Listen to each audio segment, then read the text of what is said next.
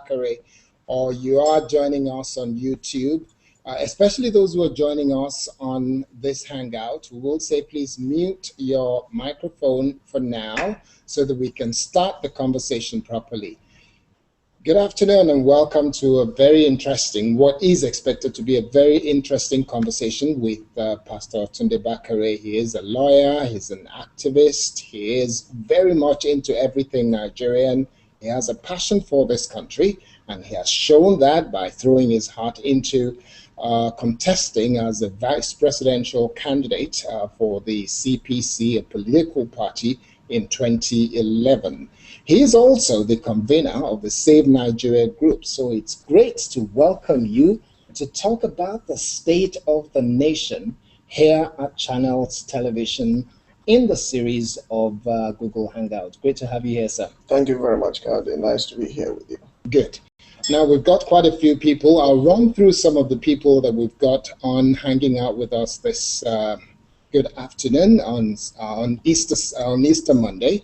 But before we do that, first, let me ask you, when you look at the Nigeria that we have today, this is 2013. The conversation is all about 2015. And what have we achieved between 2011 and 2013? What are your thoughts? Well, it's been a very pathetic story. Everybody knows it, everybody feels it, but perhaps those who are entrusted with a common patrimony only take care of their own interests at the expense of the mercies of our people. And therefore, our situation is very sorry, it's very pathetic, but I don't think it will continue like this forever. What do you expect will happen? Well, whatever does not bend will have to break. If you continue to push the people to the edge, one day they will rise up. It doesn't matter where, it's a question of when. Do you see this happening anytime soon? Because there is always this conversation about Nigerians being extremely resilient people and sometimes docile and sometimes not willing to fight for anything. I don't think Nigerians are docile. From January 2012, when the president gave a surprising New Year package to the citizens of this country, you saw Nigerians rise up and said no. And it's the president that had to back down. So they're not that docile anymore. You cannot say social mobility is frozen in our country today. No, it's not. It is quality leadership that is lacking. And when the people see who they can follow, they rise up. Okay, so who will be the one that would rise to the occasion to take us to the level where we need to begin to demand our right, if that is what is required? At every time and every point in our national history, pre-independence, post-independence, there have always been people who rose up and who were followed by a large number of people. In the days pre-independence, the likes of Dr. Nnamdi Azikiwe and all the nationalists from the time of Baba Macaulay, the likes of Awo, the likes of Sardauna of Sokoto, they all rose up at a point in time to wrestle the British to the ground, to gain our independence more or less on a platter of gold without shedding blood. And then post-independence, you have seen others who have risen, young and old, those in the military, those among civilians, who had said things cannot continue this way. So the same way that happened, the likes of Gani Fahimi fought with their life, the likes of Ransom Kuti, Beko Ransom Kuti fought with their life, even in the social arena, the likes of Fela Anikulapo Kuti used his music to prick the conscience of this nation. And in recent times, you know so many people within the civil society organizations who have risen up to say, no, we can't continue this way. So when that time comes, courageous men will rise up again, and women. Okay, before we get to that, first, if we don't know what has broken, we cannot fix it. What is it that we will say have broken in Nigeria that we need to fix? So many things are broken down in Nigeria. Family life is broken down in Nigeria. The economic viability or power of the people are broken down. Our economy is in disarray. Our politics is in disarray. So many things will have to be fixed. But like they say, bottlenecks are always at the top.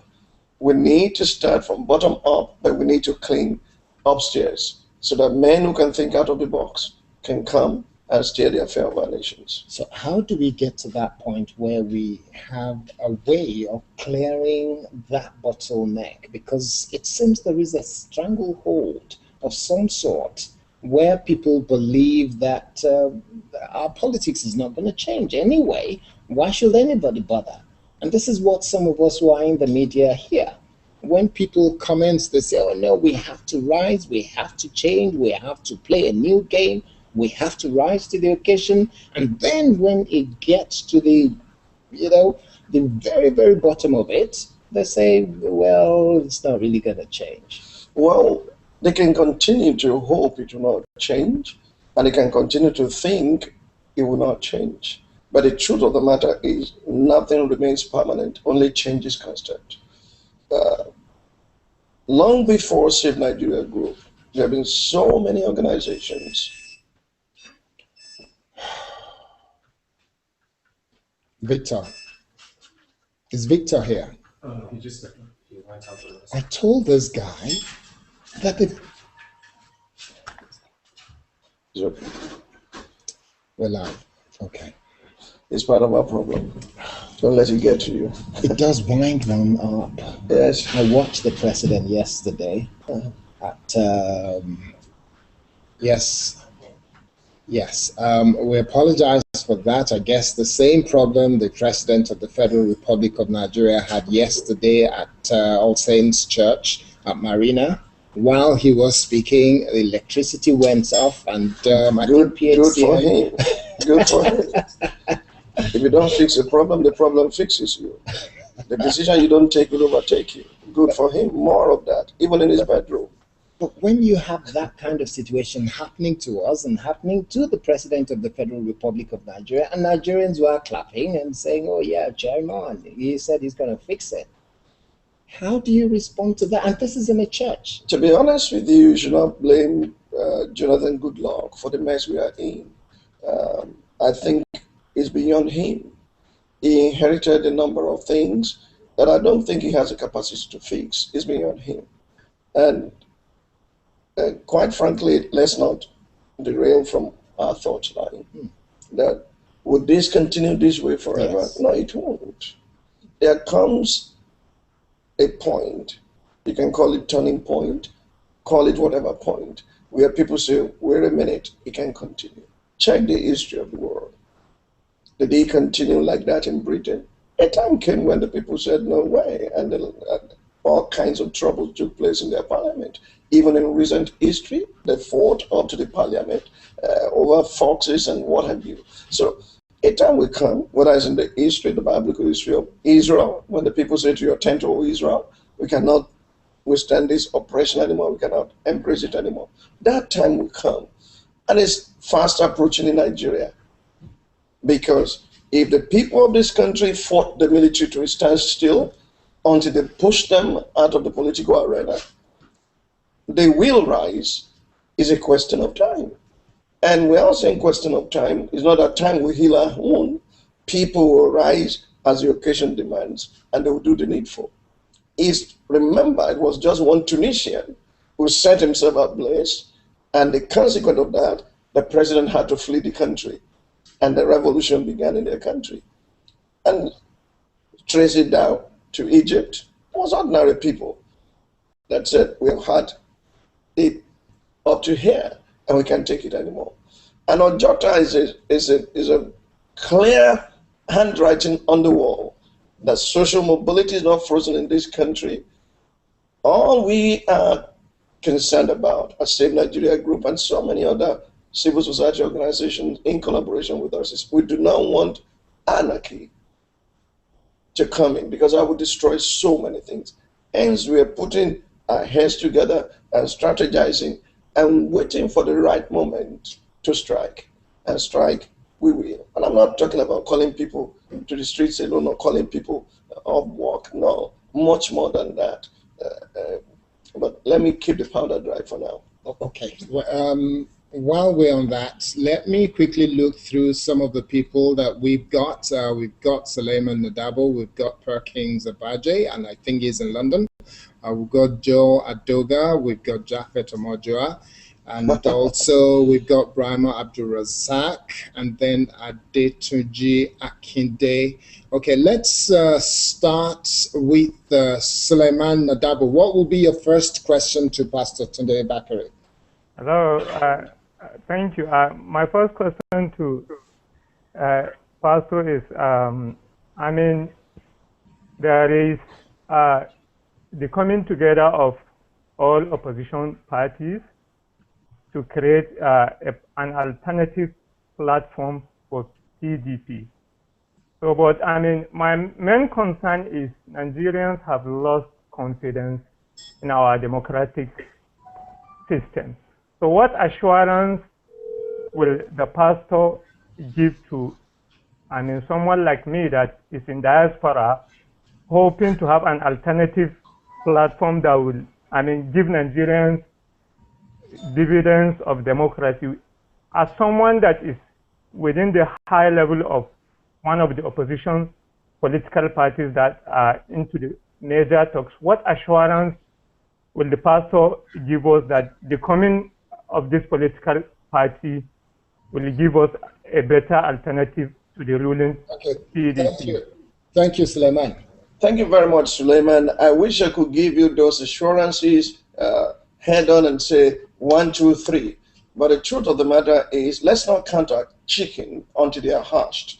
The opposition parties, first and foremost, that's a word I don't like using, because in presidential system of government, there's hardly any opposition.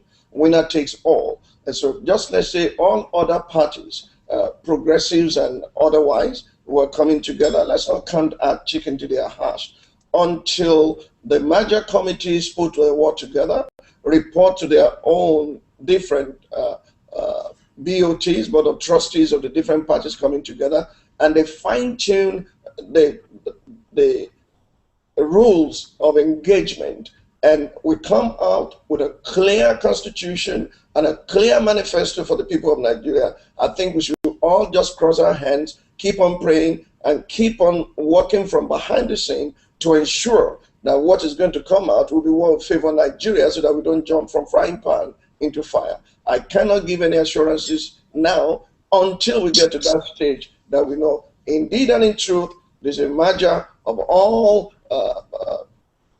what will constitute alternative to PDP in Nigeria. Until then, let's hold on. Time will tell, and time will come when these things will be unveiled and unfolded. Okay, Suleiman, I guess, where are you in the world today? I'm in Stockholm. I'm in Sweden. You're in Sweden. Okay, fine. Yeah. We'll move on to the next person in line, and we'll talk to Perkins. Where are you calling from? And then identify yourself and ask the question. All right. Good afternoon, Pastor.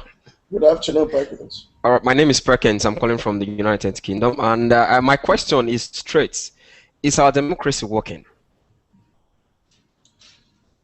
Our democracy is crawling. It's not walking. It's not walking. It's crawling. And you cannot be involved in any wishful thinking. That is to say, we cannot just sit down and say it will work, except we walk it. Show me one nation in the world, whether it's America or Britain, where democracy and development came before a major revolution.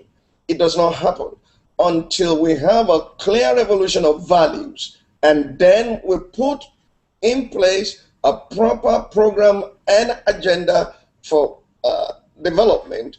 Democracy cannot work because the people who are supposed to make democracy work are themselves oppressed, and they can be bought with little or nothing while casting their vote. So democracy is not working in Nigeria today. Let no one fool you. We do not have democracy. We have very oppressive civil rule. Okay, we'll move on to Omojua Jafet. Where are you calling from? And let's know what's your question very quickly. I'm in Nigeria. Speaking from You're Nigeria. struggling. Okay. Yes. What, Okay. what I want to ask, Okay. I'm in Nigeria as we speak. What I want to ask is, does he think that being a candidate, one of the major candidates in the last elections in 2011, does he think that his voice as a person, his voice as a partisan, as a politician, has sort of lost a bit of its effectiveness compared to if he was not seen as a politician? Well, Okay. Jaffer, thank you for your question. That is a matter of personal opinion. Individuals will differ. I did not seek to participate in any elective office. I was invited to be a running mate, and we sat in a group. The Save Nigerian group was not part of that decision, but we sat in that group to say, hey, what do we have? Most of the time, we get involved with activism, and when the rubber hits the road, the activists themselves are not there to ensure that what they have been canvassing for ever gets implemented. You cannot change policy without power. And good people must be involved in our politics to bring about that change. Until that time, we'll continue to say politics is dirty because dirty people are there. Now, not just myself, many other people will be involved. I'm not, the label of an activist is not what I'm actually about. I see myself and a few of us working together as nation builders, pointing the way of blocking the minds of people. So there are those of us who must remain in activism because that's our passion and that's what we love. And there are some of us who must transit from just activism into real political process and be part of the vanguard for the change we expect. Individuals will differ, but I'm entitled to my opinion just as you're entitled to yours. Okay, let's move on to, I think we've got Kayode Ogunamisi somewhere along the line there. Okay, if we can't find Kayode, let's go to Brahma Abdurazak. Brahma, very quickly, where are you calling from? And then ask your question. Yeah, good afternoon. I'm calling from Lagos. My question is just brief. I want to ask, Pastor, you said there's not going to be a transformation without anarchy, or I don't get it. Is it possible that there will be a transformation in this country where it does not involve anarchy, like we have in Egypt? We have the civil unrest because they wanted a change. Is it possible in Nigeria that there will be a change without such uprising or such violence or anarchy? There's not going to be a transformation without anarchy or... Well, if I'm not sure you heard me correctly. I said what we are interested in is to ensure that we do not give room for anarchy in our land. When you have anarchy, you have lawlessness, and it becomes free for all kinds of things take place. Even as recent as 2-3 years ago in England, there was a major anarchy where shops were looted, and the police quickly swung into action, and they were able to arrest it. I am not for violence, I'm not for anarchy, and Save Nigeria Group is not involved in such things as that. So we are working hard to ensure that we would do it in a lawful, legal manner that the government will know they must be responsive and accountable, as well as responsible to the yearnings and for the yearnings and the aspirations of Nigerians. Okay, and the next person to ask a question, if we can look through, Adetunji Akinde, where are you calling from? And ask your question quickly. Good afternoon, sir. Good afternoon. Hello. Good afternoon, sir. Sir, my question is simple. Sir, are you part of the new merger party? And if you are not, sir, what are your reasons? Where are you calling from? I'm calling from Lagos, Nigeria. That's good. Okay. I'm glad you asked that question. CPC is part of the merger group. And by virtue of my being involved with CPC, by extension, you can say I'm involved. But I want you to understand that each party in this process of merger appointed their merger committees, and then the merger committees of the different parties came together. We must allow them to work properly and not just pass comments here and there.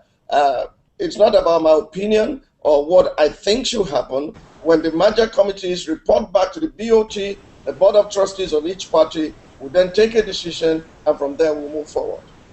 Okay, now I can see that Kade Ogundamisi is online. Kade, your question, and where are you calling from today? Well, I'm calling from London. I'm calling from the United Kingdom. Good afternoon, Pastor Bakare. Kayode, nice seeing you far away. Thank you very much. I just have this question for you, and I hope it's going to meet you well.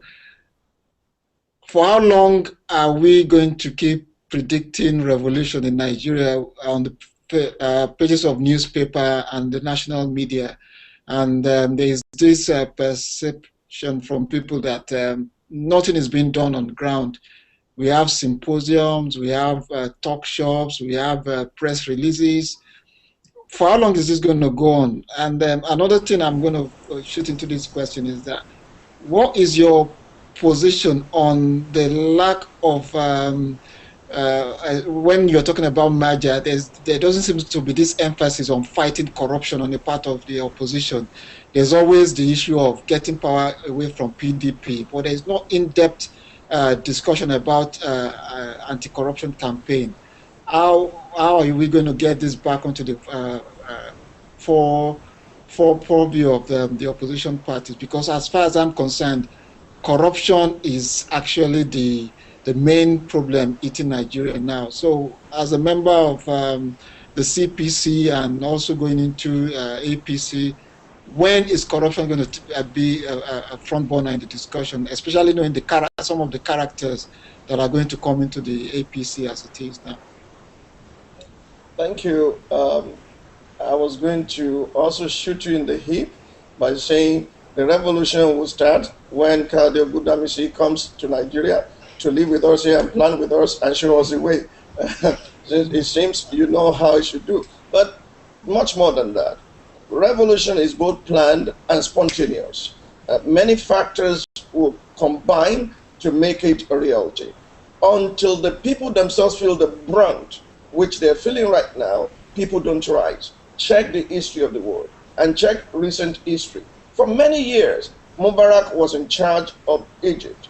He never thought a day would come when he would be carried on a stretcher into a courtroom in the same country he has ruled. Nobody would have told Libya Gaddafi that you will end up hiding yourself in the water trough. People push people to the extreme until God or people catch up with them. Their deeds, their comes are running to overflowing proportion in Nigeria already. And I'm telling you, they are much more scared because they know they're not free and they know time, it's like a time bomb. So it's both planned and it's both spontaneous. People are putting heads together right now to say, now that the president had said is likely to still remove the subsidy, we are waiting for him to do that and to see whether he will have it so easy like he had it in January last year, depending on how he approaches the matter. Because the issue is that it is not oil subsidy that is the issue, it's corruption that they are subsidizing. And like you have rightly said, whether at CPC level or eventually if APC comes into being until let's not count our chicken until the ends, actually the eggs hatch, until then. But I can tell you one of the major grounds upon which CPC ran our election was the anti-campaign thing. It was first and foremost in our fund manifesto that the issue of what they call not amnesty, what they all hide around and say we have subsidy, not subsidy. The word just escaped me. The reason we can't sue them or take them to court just fled off my head. Immunity. Immunity is the word. One of the things, if you check the manifesto of CPC, was we're going to scrap immunity so that anyone will be brought to book no matter the level he occupies in society. And the campaign against corruption does not seem to be winning today because those who are in power are the ones engineering it. They have their hands in the till. And until you can take them out of that place, they will continue stealing. I don't expect anything better to come from this government. I personally don't. I don't know if other Nigerians think they are honest. If right now all we are doing is to pat the wicked on the hand, and those who have stolen billions, just give them a pat in the hand, and they can continue to enjoy their loot. If all those who are convicted for their criminal activities at banking level in Nigeria go into 5-star hospitals to spend their jail term, then you can know that there's no sincerity about fighting corruption. It's not just now. It began from Obasanjo, when Obasanjo pardoned the then Speaker of the House of Representatives, who forged his certificate in order to become a speaker. You know that we have a government from 1999 to today of Alibaba and 40 thieves, scratch my back and I scratch your back. That's what is going on right now. All the noise about pardon that was being granted here and there in this country that we are focusing on at this moment, we are not asking the question, what will make the president of the country to pardon his predecessor? Maybe he did worse than he did because he was governor of that state. Has anybody looked into that? Has anybody looked into how much was left by Alain Michel when he was leaving? And what happened? Where are the projects? Where are the money? The truth of the matter is, in this country, you cannot expect this particular government or a PDP government, for that matter, to fight corruption. In like manner, there are those who will be in the merger today who themselves are kingpins of corruption, and a destructive means cannot bring about a constructive end. That's why I think Nigerians must rise and take their destiny into their hands and wrestle them to the ground until we can start on a clean slate. Until then, I'm not as hopeful as many people who think they can keep on praying and expect God to come down. I believe Jesus came down 2,000 years ago, and he came down in order to take us up. He's not coming down anymore. He's behind the scene, but he's going to activate people to rise up and fight for what is needful. We cannot fight corruption with king's glove. And those who want to fight corruption must also know inside of them that corruption will fight back. They'll be looking for loopholes where they can pin something on you also to silence you. They did that to so many people. But I believe a new breed will rise without greed. Those who will truly fight corruption, they cannot put their hands into it, because those who fight come to equity must come with clean hands. Okay, before we go on to the next person who's hanging out with us, let me ask you, because this issue of corruption, a lot of people have said that they don't seem to have found a way through. If you were to say 1, 2, 3, 4, or even 5, or maybe just 3 solutions in terms of what people can do to fight corruption beyond the rhetorics, what is it we can do as a nation or as individuals? So many things we can do. For example, with every citizen. As you are here, you have 5 friends in government. Maybe they are commissioners. Maybe they are ministers. Maybe they occupy one position or the other. And you know their level of income and their level of their lifestyle before getting into power. And 6 weeks, 6 months after getting into power, you see them building skyscrapers and buying cars. Do you ask questions? Or do you wait to take, oh boy, don't forget me, let me also enjoy part of them because it's your turn? Everybody in Nigeria sees political office, nearly everybody, as opportunity for our own time to eat. Today, the people in the South Side are saying, it's our turn. And you can't judge them harshly, because the Yorubas also in Obasanjo's time, although the people did not benefit as far as I know, they thought it was their turn. So if we continue to have a mentality that we seek power for self and not for service, it will continue. But when the people begin to ask questions in a language where I came from, they say, if your son is bringing home heaps of clothes and is not a washerman, then you have seen a thief that you have not questioned. So if suddenly you see them bringing things that they cannot justify, that their pay cannot justify, and you partake of it, then you are colluding and cooperating with corruption. If you yourself are not a taxpayer, for example, or you try as much as possible to pay peanuts for your taxation, then that's double standard. You cannot fight corruption. I know you will ask the question, what are they doing with IGR that they've collected. That's an issue that will have to be faced. There are so many ways to fight corruption. It begins with you and I, that I will not participate. If you and I do not cooperate with them, they cannot continue. The ruling class is very, very, in terms of number compared to the rest of the nation, they're very insignificant in terms of number. But they wield so much power and they wield so much influence, and they know how to settle those who are beneath. And they have been giving you peanuts, stealing you rotten. Okay, permit me to ask you a direct question, and this one I will crave your indulgence. Please indulge me. How many people have you seen that have been corrupt that you feel inclined to expose? Several people. I'll give you several instances. Some of them are not palatable, some of them are not convenient, but we have had to stand. Let me take a small example. When the banking crisis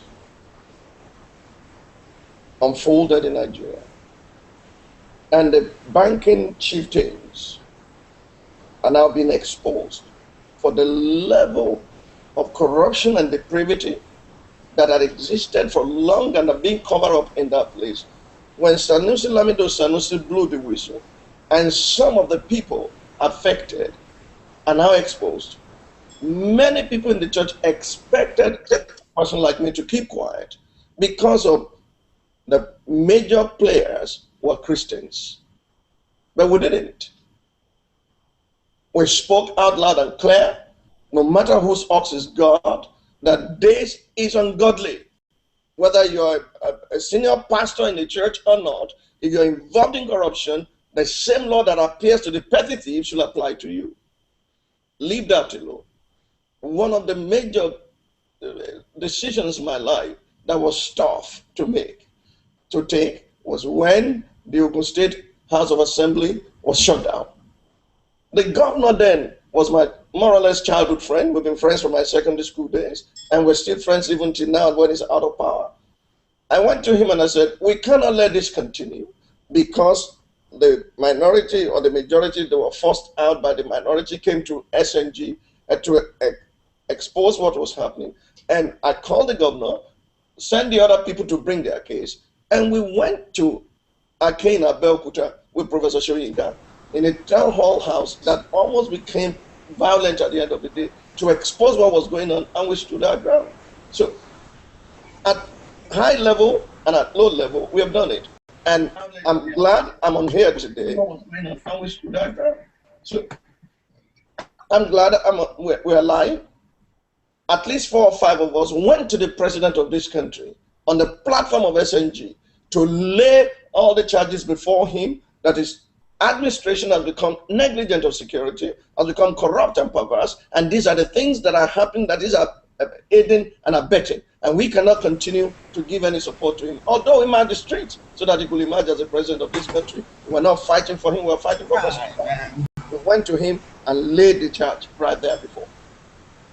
You're saying that you laid the charge before the President of the Federal Republic of Nigeria, the current President, Dr. Goodluck Jonathan. Yes. And you told him that his government had become perverse and corrupt. We did it in. What was his response to that? All the 4 points we mentioned, he said he was not truly aware. He will investigate and return to us. Maybe he will do it tomorrow. Yes. This was how long ago? Oh, this was just before the election in 2011. I had not even come into politics at that time. And he has not responded to it till today? Well, he's responded by all that we have seen, by all that Channel did in respect of police college, and his response to it, by his nonchalant attitude as if it doesn't care, by I don't give a damn disposition towards the aspirations of the people of this country. That is his reply. Okay. Now let's take some more questions.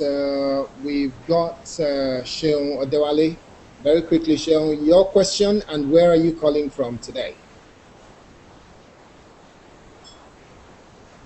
Have we got Sheon, or do we move on to someone else? Hello, can you hear me, guys? Sheon, very quickly, where are you calling from and your question? Yeah, I'm calling from Arlington, Massachusetts, in the United States. Okay, go ahead. Yes. Good afternoon, Pastor Bakare.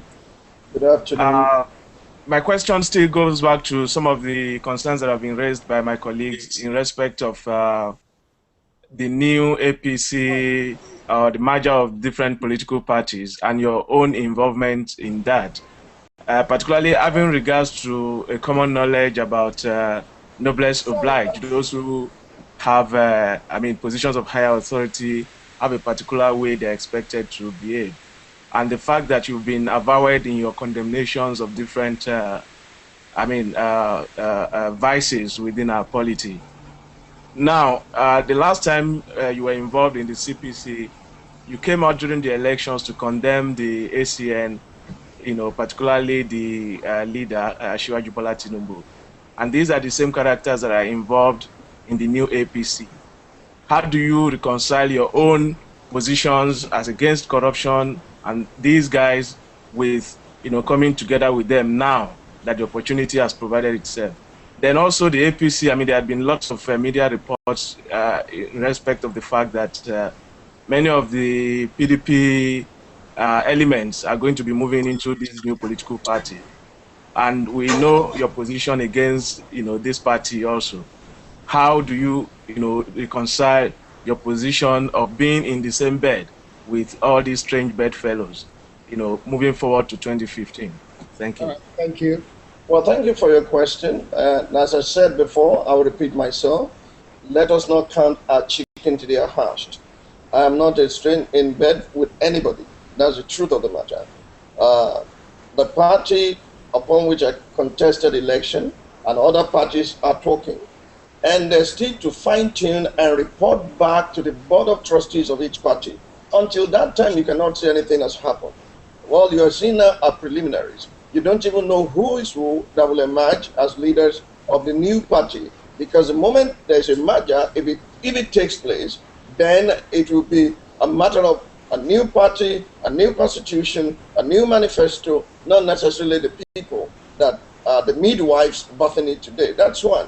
Number two, I want you to know that no matter how hard we try, no destructive means will bring about a constructive end.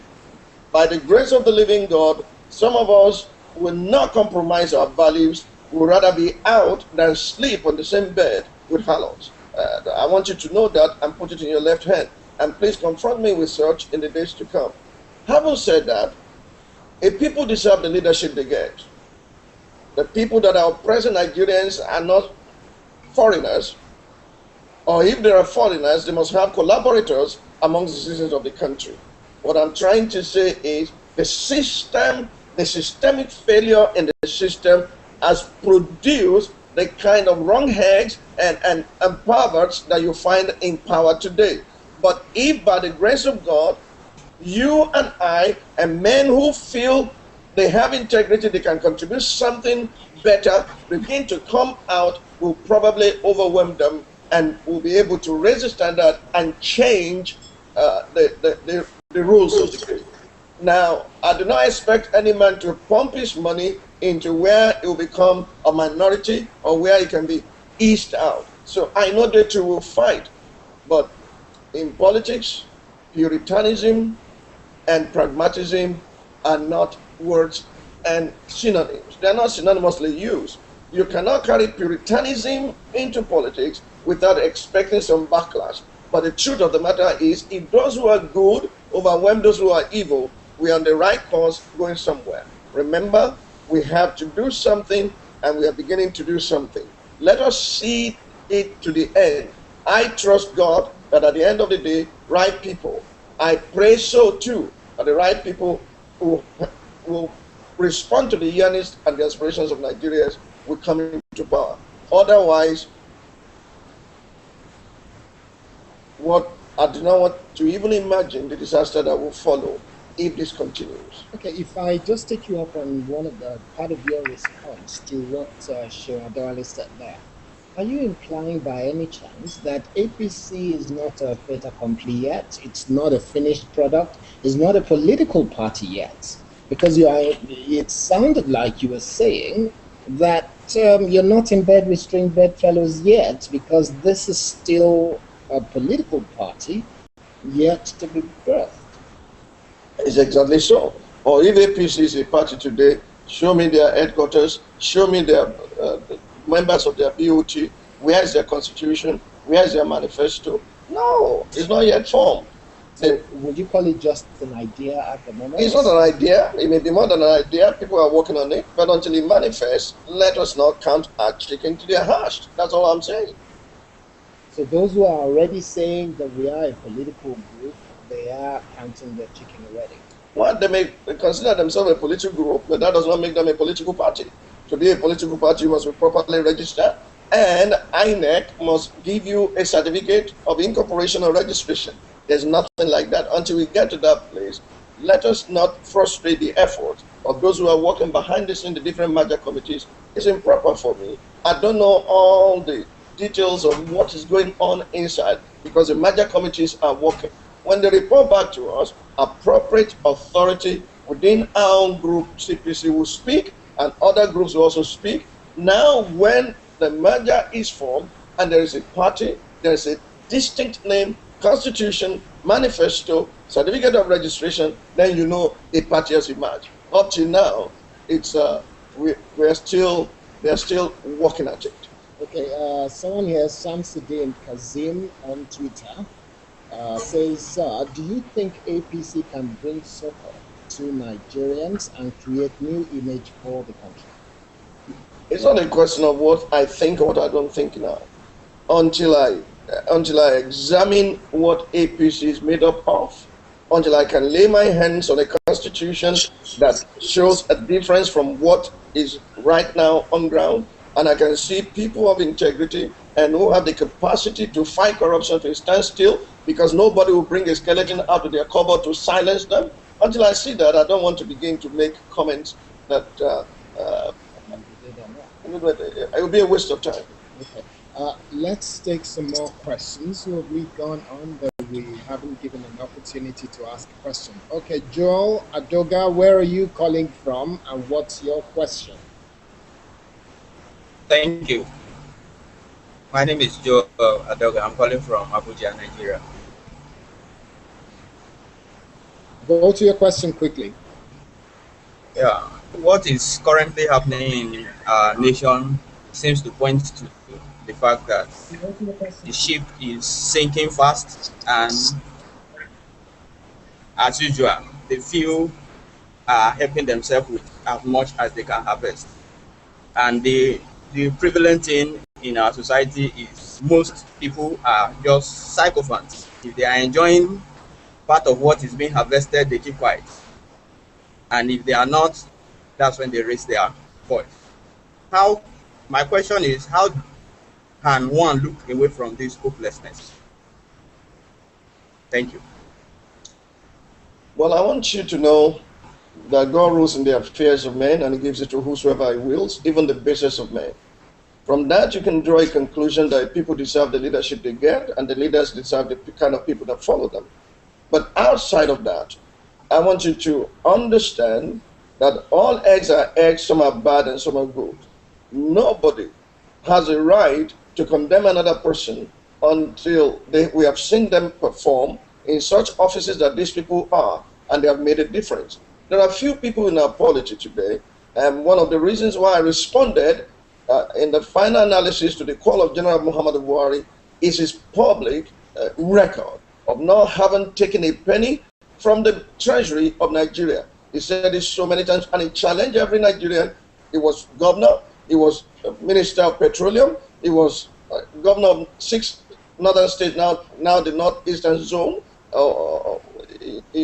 and he was head of state, and they can't put any charge on him. There are people like that. There are people that have served with credibility.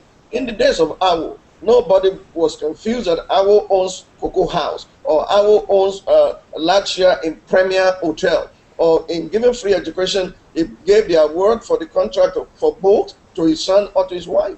There are people in our history, past, present, and future. There will be people there. So the hopelessness can be corrected when you find the like of Joseph in the midst of a dysfunctional family, I'm talking of the nation Israel. One visionary leader in the midst of 11 incompetent, good-for-nothing sons can turn the situation around by laying examples and modeling virtue that is badly needed.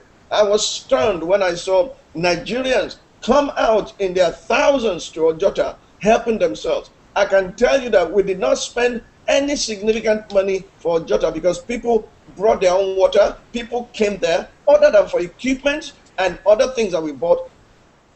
Telephones were lost. Even those who consider area boys picked the telephones and brought them to us. Nigerians are good people. If they can find a visionary leader, they will follow. I hope in the process that we are going through now, before 2015, I pray and I trust God something will happen that will give us, by our centenary anniversary, a fresh start in our country. How that will be is up to God and up to the people who are hearing me. Okay, let's take a quick round of questions and then we will begin to wind down because we've got just a few more minutes left. Okay, so should we start with you, Suleiman Nadabo? One quick question, no time wasting whatsoever. I understand you're calling from Stockholm in Sweden, so go for it. Oh, Hello? You have no questions, Suleiman? Okay, we move on to... Hello, can you hear me? Okay, go ahead, very quickly. Yeah, I mean, I don't know if you can give me 1 to 2 minutes. I just want to ask a question and make one contribution about corruption. We don't have 2 minutes. We only have 10 seconds for a question. All right. Let me just ask the pastor a direct question. How can we fight corruption in Nigeria? I mean, successfully fight corruption in Nigeria? Because in my own opinion, I think corruption has been institutionalized.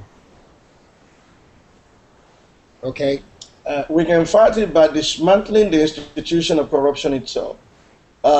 Once upon a time, we saw what EFCC could do. But when they changed the men and the women around in the EFCC, we saw what it has become. Not that they are not still there, but they are a shadow of what used to be. But until you get good people, people with integrity and people who are not corrupt to run it, it will not happen. If I have something to hide, I will not throw stones if I live in a glass house. The truth of the matter is corruption can be dismantled in this country, but it's not going to be by the same people who are corrupt, or else they will continue to perpetrate the injustice that we see in our land. And until we give chance to those people to come in, or the people of this country demand for it in a way that will force leadership to become accountable or to let those people who can run it, it will not happen. The corruption will not stop because we are saying we don't want corruption. It will happen because we rise up and say, no, this cannot continue. If the First Lady is going to spend billions of naira to build a building that has no relevance to the future of our country or the citizens of our country, and citizens are folding their hands and not talking, Professor Soyinka spoke loudly about it. Those things we are putting together, and we are getting ready to let Nigerians know, as we unblock their minds, to rise up and demand for change in their own country, because true sovereignty lies in the hands of people. Until you and I can stand up and say we can't take it anymore, then it will continue. Those who are benefiting from it can never fight it. Okay, next is Perkins. One question only and very quickly.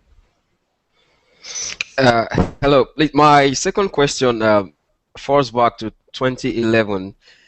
What happened between CPC and ACN? There was no pact, and there's counter allegations that Pastor Bakare was asked to sign a predated letter to resign when elected. I want you to please describe that. How would you call that? Is that an act of integrity in the part of the leadership of CPC, or what? Well, the leadership of CPC did not ask me to resign. In fairness to General Muhammadu Buhari, what he said to me privately and what he said publicly later is that we either swim together or we sink together. General Buhari offered to ACN whatsoever other position that might want to field their candidates after we have come into power. He will be willing to cooperate because he said to them, look, this man was sitting quietly when I went to invite him. I can ask him to resign. The truth of the matter, I've said it before, I'll say it again. It was not resigning that was the issue. If resigning the office that I've now occupied will move the nation forward, I'll be too willing to do it. I'm going later into my memoirs to show you the things that happened that I did not even sign to contest that election until the final day. Some 15 or more days went before I was fully persuaded that these people mean well. And now they brought a letter. It was ACN that was demanding that I resign not as Tunde Bakare, but I resign as Vice President of Nigeria because they don't trust if I will step down or resign after we have gotten into power. And I, as a matter of policy, nobody will bring me into perjury to resign an office I've now occupied. I told them, if this will move the nation forward, I'm prepared. Here's a piece of letter saying, if we, after the election, agree that my presence will become inimical to the growth of our nation or to the movement in the right direction of this country, I'll be prepared to resign. General Buhari invited me. He can ask me to go. I'll be willing to go. It's not a matter of prestige or honor because I have nothing to lose. I have a lot to contribute. However, to resign as vice president, office I've now occupied, will be tantamount to perjury. And if that is their stock in trade, I was not ready to play along. And CPC did not play along. It was not just resigning, it was resigning as vice president to sign as vice president of Nigeria in advance. Why would I? And they told us that this will not be made public, it will just be kept. But we didn't respond. The following day was front page of Vanguard newspaper that I resigned overnight, which I did not do, and it shows the kind of people they are, those who are behind that. But that was then, this is now. Let's hope they've learned from the blunders of the past so that they will not destroy future destinies. But those are the same people that are still in the ACN. It's not like those people have moved away. Well, leopards don't change their sport. That's what I'm saying. Don't count your kitchen chicken till they're hatched. Okay. And nothing is there now. There's a lot of movement. I pray that we'll have some action. Okay. Next person is Sheon Adewale. Very quickly, just one question. Have a good shot. Hello. Go for it. Okay. Pastor, please, I want to ask, I mean, you seem to have a lot of ideas about how the country should be moved forward. And I know quite a number of times President Jonathan has requested that opposition politicians should come forward with ideas and help him to push the country forward rather than condemn him in the media. Have you at any point in time, since 2011, tried to reach out to President Jonathan to help him in moving the country forward? Okay. In so many ways, we have acted to let him see that he's wrong. Sometimes he will admit it, other times he will throw it away like it doesn't matter. Like overconfidence that kills the fly that is hanging around the bulls too much. Sometimes he says things that it doesn't mean at all. I know of people within civil society organizations at close range who had spoken to him and who had given him suggestions. I know how many times others have tried to say this is wrong, but PDP is hell-bent, and the people who are administering the country are also hell-bent.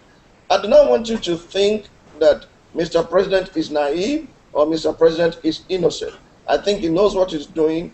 He who pays the piper dictates the tune, and those is dancing to their tune will eventually, I hope, show him how to wreck the people before him. We are prepared to show the other way. We are prepared to even cooperate as to say this is what must be done, but whether they will do it or not is up to them.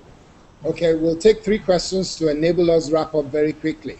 We'll take a question from Joel Adoga. Just one question, one sentence, very quickly. I'm okay. I don't have a question. Okay, we'll move on to Japhet. One question.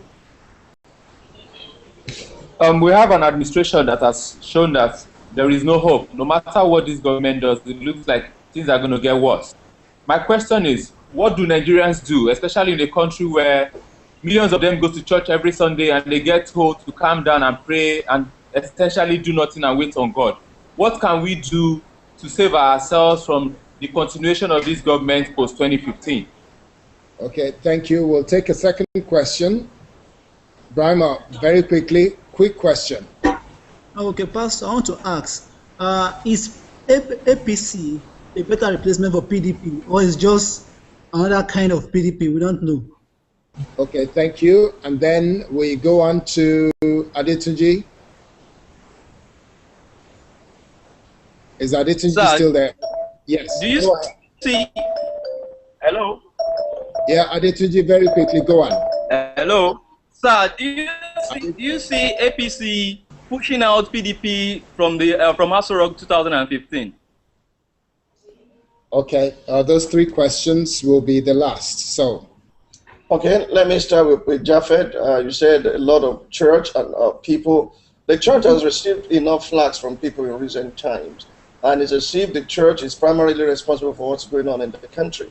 Indeed and in truth, church remains a haven for people to go see succor in times of affliction and in times of hopelessness that we have here. And I trust God that to every Elijah there are 7,000 others. I trust God that from within the church, people will begin to rise, not just to meet the needs of people, but to begin to speak either privately or openly to condemn the excesses that we see in our nation today. But Nigerians themselves, whether Muslims or Christians or non-Christians, they have traveled to other nations and they see how those nations are run. Many of us travel abroad. We've been to Singapore, we've been to Germany, we've been to America. We see how those nations are run. Why don't we demand for the same thing to be done in our country? Is it not the same Islam they practice in Dubai and Abu Dhabi and Oman and Bahrain? I've been in those places that they are practicing in the northern part of Nigeria, oppressing the people. Is it the same Islam?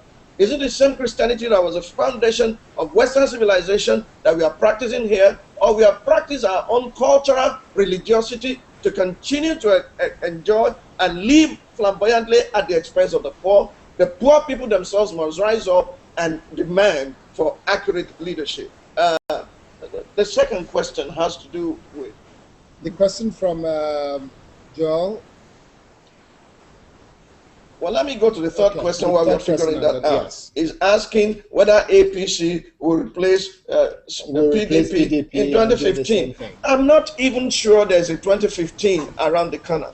I'm not sure that we'll get to 2015 the way we are going. So I'm not among those who are waiting till 2015. I'm among those who are saying, what can we do now in the interim before 2015? Because if you're inside the Titanic and you don't have what they call those small boats, the ferries that will get you out. Lifeboats. If you don't have lifeboats, you better think twice before you continue staying there because you sink with it. So 2015 is far away. Politicians may be thinking of the next election. The whole of PDP may be concerned about who stands for election in 2015. What should concern Nigeria is today. And I trust God that He will help us today to find solution to our problem. Because today, I beg your pardon, today is the tomorrow you are hoping for yesterday. And time we continue to run, we must seize time and chance and make things happen in our time. If you wait for 2015, then this house may collapse on all of us. I hope not. Something has to be done now, beginning from today. Not just talking on Google Hangout, but you yourself collaborating with others to bring about a change that is needful in our country. Okay, just before we go, somebody was saying on Facebook, comments on Facebook, that what would you say to religious leaders who tend to want to endorse somebody that they feel God has led them to endorse, and that person turns out to be the wrong person to lead the nation? Well, let's not judge religious leaders quickly. It happens so many times. Samuel would have anointed Eliab, the first son of Jesse, when he saw him, because he was the firstborn. So human beings are capable of making mistakes. We are not God. We are men. The best of men are still men at the very best. But the place of integrity is when you have done the wrong thing, you now come out and say, ladies and gentlemen, I thought it was this. This is what it is now. You cannot continue to paper wall a crack. The crack will continue to tear until the whole house we collapse. So give it to them. You may have preference, you may have reasons for endorsing a person, and if that person is not living up to expectation and is not part to what the people expect to happen or what nation, what we think will move us forward, then men of God must speak out. Sinful silence is worse than committing a crime sometimes. What is common amongst us now is civil silence, but I want you to know that those who are speaking, and their voice is going to gain ground and going to continue to grow bigger and bigger until the voice of reason replaces our present foolishness as a nation. Okay, what will be your final words to Nigerians and to politicians especially? Because we have a situation where people think our politicians have not learned any lesson from the election of 2011 because they seem to be keen on looking forward to 2015. Unfortunately, as I said in the course of this hangout, majority of politicians in Nigeria seek power for self, not for service.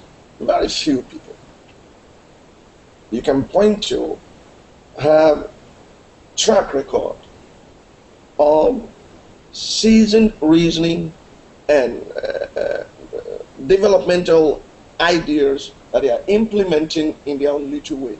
But they're very few. Most of them just think every 4 years is opportunity to raise money, to make money, and to benefit from the cake. Our mentality as a nation centers around eating or cutting out of the cake, having our share of the national cake. Not so many citizens are thinking of baking the cake. Look at Ghana, for example. Ghana, by law, said the proceeds of their oil, a percentage must be kept in store by law for many years, so that generation yet unborn will find resources to continue to develop their country. But we have a philosophy of work and die, and nobody seems to be concerned and be bothered and be burdened by what will befall us in case oil drops or some technological advancement occurs that makes oil less demanded as it is today. We are a disaster going somewhere to happen. We have neglected agriculture, we have neglected every other area of development, and all the multiple streams of income that we had as a nation before oil was discovered have been abandoned. We are oil fighting over oil. As if Bill Gates became a billionaire through oil. No, through ideas. And we are not raising or developing our manpower, our human capital. These men that are not taken care of are the ones that become almajiris, are the ones that translate into the violence and area boys that we are seeing today. And you can't stop the robbery, you can't stop the looting, you can't stop the assassination that is going on in our nation until we change our paradigm for purpose of governance. The purpose of governance is the welfare of our people. It's not the welfare of the persons who are commander-in-chief or commander-in-chief of the armed forces of today. Until that changes, we cannot make progress. And Nigerians must rise up and demand for it. No other nation will develop our nation. America is interested in our oil. Britain is interested in our oil. They are not interested in our development. Only Nigerians can develop Nigerians. And everyone must accept that challenge and start today. Okay, thank you very much, sir. But I can't let you go until I ask this one question, which is something that was raised by the former CBN or the CBN chief, Professor Chukwuma Soludo. He said political parties in Nigeria don't have ideas, they don't have policies, and they don't have clear initiative in terms of where they're going. They're just interested in power. Do you believe that this is the situation in 21st century today? I think Soludo spoke generally for almost all the political parties in Nigeria. Yes. I can say without any outer of doubt, and the record is there to show, that CPC sat down, we formulated a manifesto. We had a constitution and a manifesto that we are willing to be held accountable for to implement. You remember that in the advent of 1999 everything is credited to Chief Bola Ige that he wrote all the constitution of the parties. They were all birds of the same feather flocking together by different labels and what have you. But CPC had no chance. They frustrated it. The judiciary collaborated with the executive to make sure that even cases were lost. We filed the cases so there would be no violence in our country. And so Soludo was talking from experience, and his exposure and experience is that of PDP. And in spite of that, he still sought to to contest election on the platform of those who have no sight. It's a paradox. The tragedy of our nation is not that of the blind leading the blind. The tragedy of our nation is the blind leading the sane, and the sane are willing to follow. Okay, on that note, sir, we will say thank you very much. If those who have eyes and can see will allow blind men to lead them, it is quite disturbing. Thank you very much, sir. I've been speaking with Pastor Tunde Bakare, an activist, the convener of Save Nigeria Group, a pastor, a lawyer, and someone who has shown from our conversation today that he's extremely passionate about Nigeria. Thank you very much for coming on our hangout, sir. Thank you, sir. Thank you very much. Happy Easter. Happy Easter to you and to all the participants and to all Nigerians. May God give us a better Easter in the days to come. All right, sir. Thank you very much, sir. All right. It's a wrap. Thank you very much, guys, and have a good evening. All right. Thank you very much for having us.